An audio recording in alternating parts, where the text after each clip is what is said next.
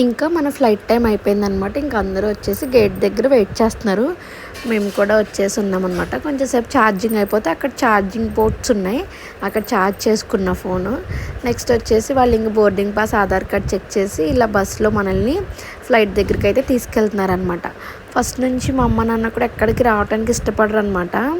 కానీ నా పెళ్ళైనప్పటి నుంచి ఇంక వెనక ఏం చేయాలన్నా వాళ్ళే కాబట్టి వాళ్ళకి తప్పట్లేదు. ఎక్కడికన్నా తీసుకువెళ్ళాలి, తిప్పాలి అని నాకు కూడా చాలా ఉంటుంది, రెస్టారెంట్స్ కానీ అలా ఇలా. కానీ వాళ్ళకి ఇష్టం ఉండదన్నమాట. నేను జాబ్ చేసేటప్పుడు కూడా వాళ్ళు ఎక్కడికన్నా వెళ్దాం అంటే వద్దు అనేవారు. కానీ మా హస్బెండ్ వచ్చాక ఇంక ఒప్పుకోరనమాట. మీరు నా కోసం రావాల్సిందే అంటే వాళ్ళు ఎప్పుడు వెళ్ళని ప్లేసెస్కి కూడా ఆయన చెప్తే ఖచ్చితంగా వెళ్తారు.